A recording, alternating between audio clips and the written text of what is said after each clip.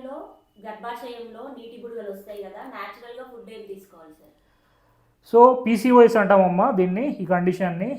Irregular periods ఉంటాయి. So కొంతమందిలో irregular పీరియడ్స్కి, polycystic ovarian సిండ్రోమ్కి కారణం ఏంటంటే మీ హార్మోన్ రెగ్యులేషన్ అనేది సరిగా జరగకపోవడము.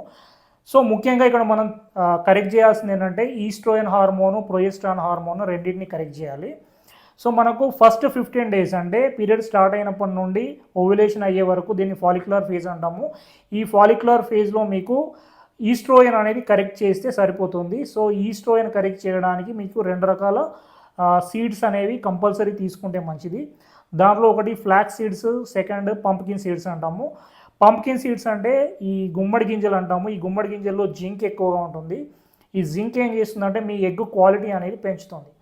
అండ్ మీకు ఈ ఫ్లాక్స్ సీడ్స్, అవిసె గింజలు ఏంటంటే it's a plant based phyto oestrogens అనేవి ఉంటాయి. ఇవేం చేస్తాయంటే మీకు ఈస్ట్రోజన్ డామినెన్స్ను తగ్గిస్తూ ఈస్ట్రోజన్ను బ్యాలెన్స్ చేస్తుంది.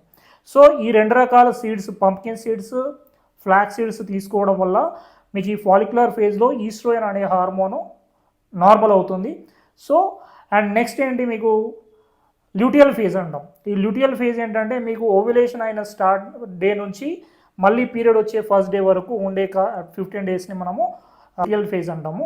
ఈ ల్యూటియల్ ఫేజ్లో మీకు తీసుకోవాల్సినవి ఏంటంటే ముఖ్యంగా 2 రకాల సీడ్స్ తీసుకుంటే మీ ప్రొజెస్ట్రాన్ హార్మోన్ అనేది నార్మల్ అవుతుంది. దీంట్లో ముఖ్యంగా సెసామే సీడ్స్ అని ఉంటాయి, నువ్వుల గింజలు అంటాము. ఈ నువ్వుల గింజలు, నువ్వుల గింజలు, సన్ఫ్లవర్ గింజలు, సెసామే సీడ్స్, సన్ఫ్లవర్ సీడ్స్ 2 తీసుకుంటే మీ ప్రొజెస్ట్రాన్ హార్మోన్ అనేది నార్మల్ అవుతుంది. దీన్నే సీడ్ సైక్లింగ్ అంటాము.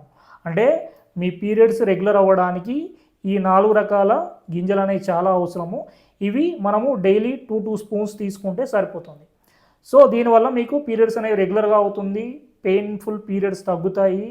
అండ్ మీకు ఇంకా పింపుల్స్ కూడా, అంటే హార్మోన్ రెగ్యులేషన్ వల్ల మనకు కొంతమంది పింపుల్స్ వస్తాయి, ఇవి కూడా నార్మల్ అవ్వడానికి ఛాన్స్ ఉంటుంది.